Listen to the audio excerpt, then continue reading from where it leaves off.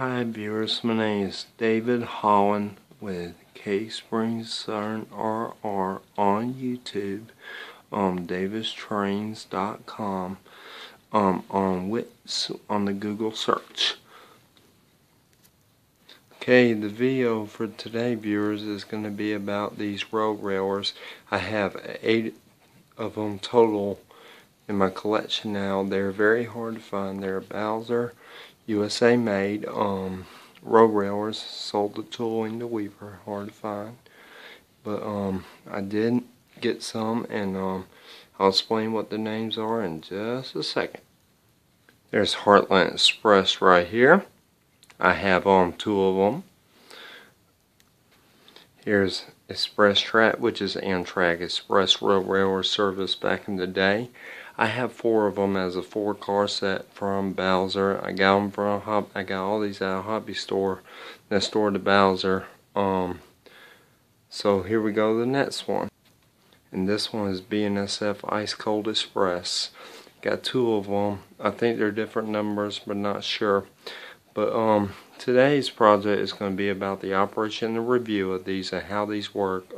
Can't put them together, of course, because I just don't have another road railer to work on to show you how they work, but I'll tell you how they work.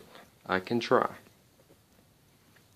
Okay, at first glance, you're probably going to ask me in the questions and comments on YouTube and email once I get set up and stuff for it, what is a road railer in real life and what is a model? Well, a model does the real thing.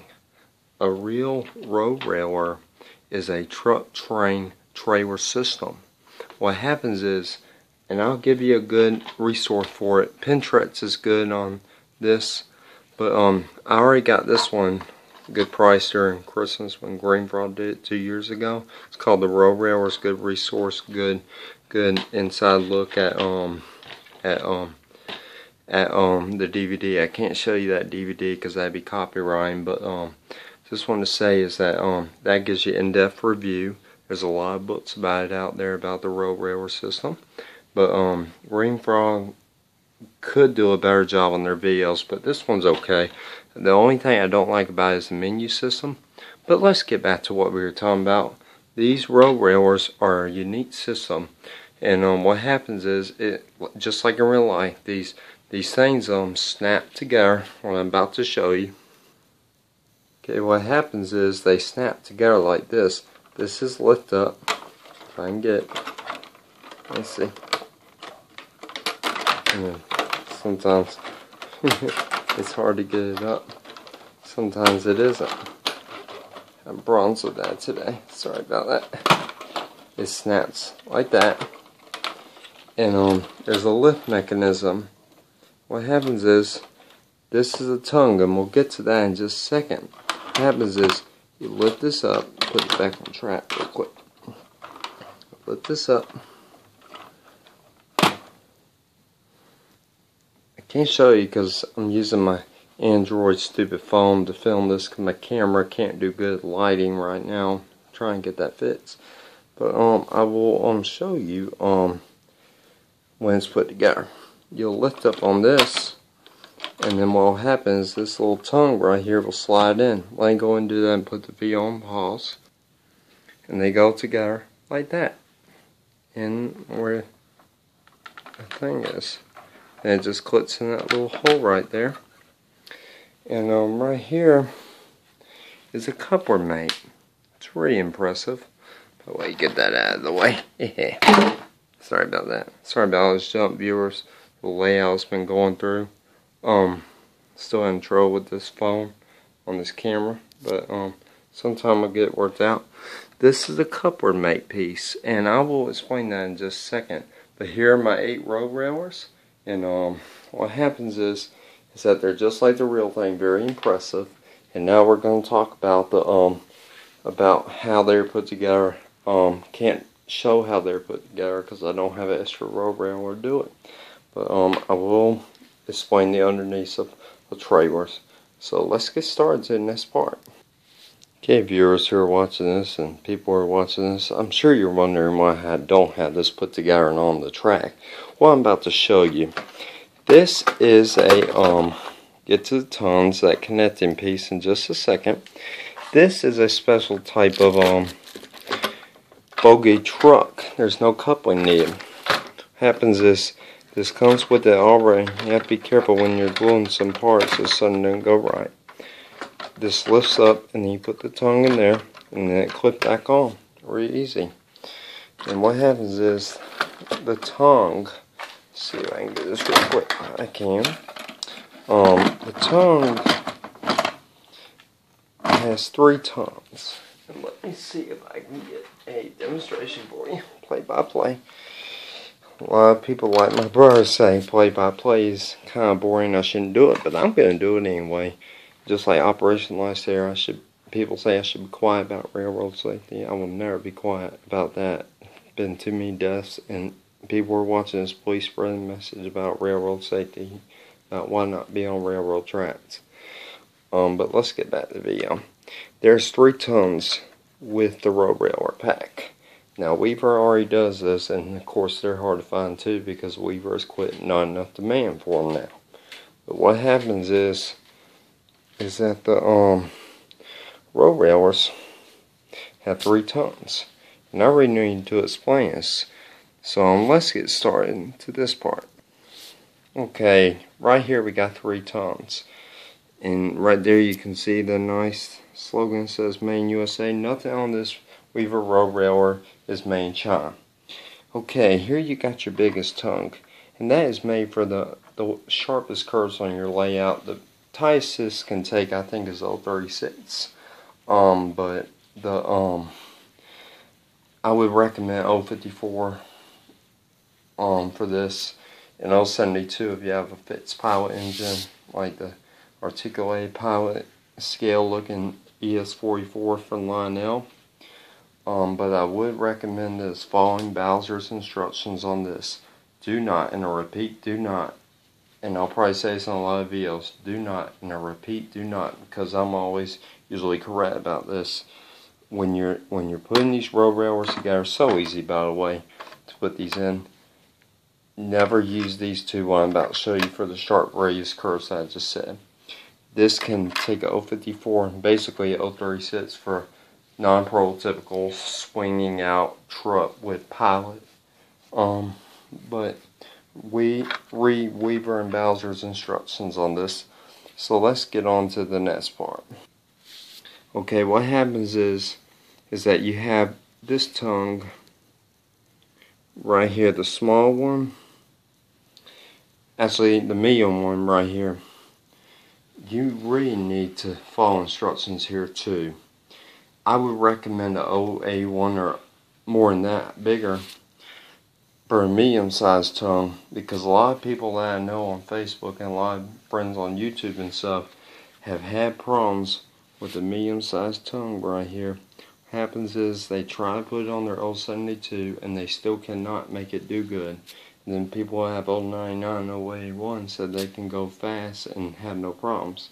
So what I'm saying is make sure you read the instructions. I repeat, and do not, I repeat, do not, please disobey the instructions. Listen to people in this O-gauge hobby. Get help before you mess something up. What happens is you screw in just like the other one, but I am trying to tell everyone this. Do not put this medium or the small size what's it called, tongues on sharp raised curves, and we'll go to the medium sized tongue in just a second. What I'm saying is never ever use a medium sized tongue on a switch like this. This is 048 Lionel Fast Track Command Control switch, or the 031 curve switches. You can go slow on 072, but I would always recommend reading the instructions, because if you don't, something bad is gonna happen. And let's go on to the next tongue. Okay, right here you got your small tongue. You really need to pay attention to this. Everyone watching this video, I hope you're paying attention to me now. If you want road railers, if you're able to get them. If you are, then they're very expensive. The prices have gone up, and I'm not telling you the price because someone will try to get them from me, and I'm just not going to do that. And plus, that's really no one's business or concern. So what I'm saying is, the small tongue is what we're really talking about. I repeat, do not, and I repeat, do not disobey Bowser and Weaver's instructions on this. Read the instructions, call them if you're having trouble. I did, and they told me about it. The small tongue is really meant for the biggest size O-gauge layouts. So if I, for example, was putting this tongue right here with that right there and put it on the switch or on those crosshairs, do you know what would happen? I hope anyone anyone watching this video would tell me. But if you don't, that's okay, I'll tell you. You will have a derailment. I've had some friends too who have tried that, and they've had derailments even on the biggest curved layouts. But I will tell you what it's really about. Let me get to that real quick. This is the piece that I was talking about for the small tongue. I can't explain how I put it together. But what happens is, this is a coupler mate. And what happens is, that right there, the coupler mate is the piece that connects the locomotive to the road railer. And I repeat, do not, and I repeat, do not go ahead and buy these road railers without this coupler mate. And you need super glue to do it. Because if you do twist ties, I've seen people who use twist ties who have tried to twist tie the road railer with the engine. Not going to happen. You're going to have an accident. So what I recommend doing, if you have any trouble, contact me on Facebook Messenger. I'll get the link to it. But what I recommend doing is getting help with the O-gauge groups on Facebook and the public, and trying to get help. It's really not that hard once you get the hang of it, and I can always demonstrate how to do it. It's not hard. But this road railer piece is called coupler mate. And what happens is you need the high rail wheels if you're using 3-rail track like I am. But if you're using 2-rail, get the scale wheel. 2-rail ones for track and the coupler mate scale wheel road railers. But they're still hard to find too, and I'm not even getting them. But what happens is there's super glue, and what happens is the coupler mate will go right in there. And what will happen is you'll attach that and get some glue but what you have to do is, if you're doing this, and you have to do this if you're putting it on a train, now for stationary use, and I'll explain that in just a second, you have to unscrew all these screws carefully. Get a towel, put all your screws and parts in that you need. But it's really, really easy to do. And then once you do it, you don't need anything else. Okay, let's go on the next part. I still have the tray wear upside down. I'm sorry about that, viewers. But you can also use these, but you have to take these struts out. It's really simple too. You unscrew, actually you carefully lift it out and read the instructions. But you can take all these struts out and stuff. And what happens is, let me see if I can get, you can put these for stationary use and use them plain old tray wear. But since they're very pricey, even for the non-ones that have the wheels, just highway trailers, still use them for road railers. But I just want to say this. I hope you enjoyed this part of the video, and I need to explain one more part of it before we go on to the next exciting stage, which is its operation. What happens is, read instructions. Do what people tell you to do, and if you don't know what to do, contact Bowser or Weaver and be very nice to them, and they'll tell you what to do. And if that doesn't help, get help from me on Messenger. I'll put the link to it, and email me, whatever, or email people on the O-Gauge forum, which is the best help, or O-Gauge Model Railroading on Facebook, and you'll get some help. And so what I want to say is this last part before we start. A lot of the time Weaver, now I'm not sure about their Tropicana Orange Juice cars, I'm planning to get some. Weaver and Bowser have the same tooling for stuff. Bowser has quit making O-Gauge and gone to HO and stuff. HO and N scale. I didn't mean to say Weaver, I meant Bowser, I'm sorry. Bowser has gone to HO and N scale and sold all tooling to Weaver, and Weaver hadn't done anything about it. But what happens is I've had problems with this with my Weaver stuff. The side frames and the trucks are plastic. Trying to be a little quiet. Still early in the morning, I can't sleep. Having problems sleeping. But what I was saying is Weaver and Bowser, the trucks are plastic, but the wheels are metal. I tried to address this and they said they'd do something about it. But what happens is they have done it, but they're running out of metal trucks because people are trying to buy them. They're high demand and they're not making very much, and they should. Would love to get my cabooses fixed. But what I'm saying is, if you have problems like I've had with them, my trucks broke whenever I got them Friday from the hobby shop. Try to put it in the description, you know. The truck's broken. I said, side frame broke. I said, I'll never get this thing fixed. But I did. I got some super glue and got this fixed. So let's go on. But it's really easy to fix. You just read instructions, press on it carefully, make sure the wheels are rolling, then let it dry. Use super glue, not Elmer's glue. And then what will happen, and don't use a hot glue gun because it'll melt the plastic, and don't use low temp because it's hard to deal with. But read the instructions and you should be good to go. And now we're about to start our fun part and exciting part that I've been waiting to show everyone. The operation of these road railers. So here we go.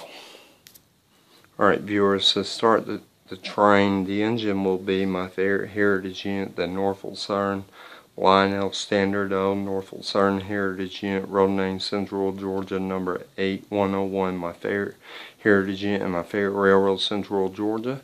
So let's get started on that.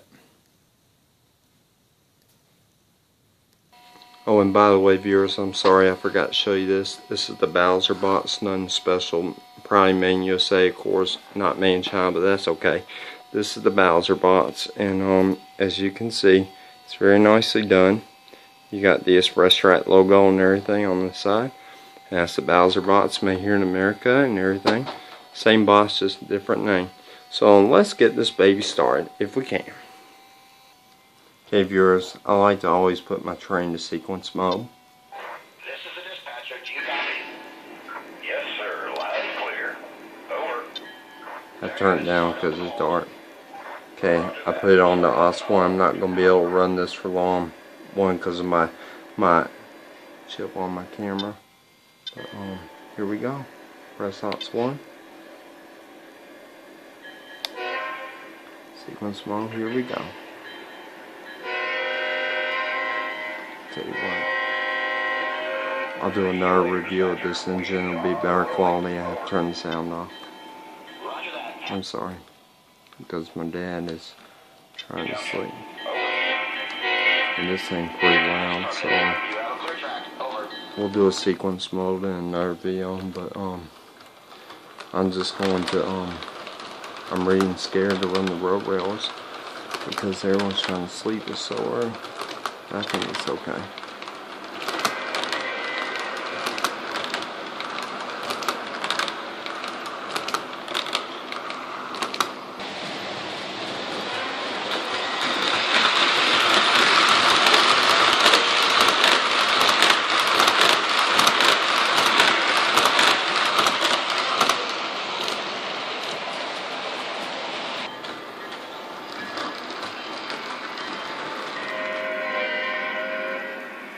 Now we're shutting this baby off.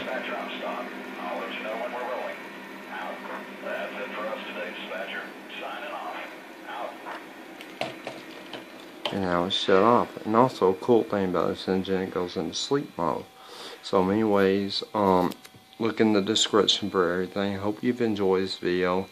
Good camera quality on this phone. I hope you've enjoyed this. And next review will be of a layout update and maybe some train run-bys and what's going on with the layout and how it's doing. I've had my hernia surgery now and everything's going to be alright. And going back to work next week. Very excited. Paid for these road railers. Apparently I bought too much and I don't have any money, but that's alright. I'm going to have the money by then. But I just wanted to say I hope you've enjoyed this video. I'll keep on posting very soon. So I hope you enjoy it and I'll see you next time. Alright, bye.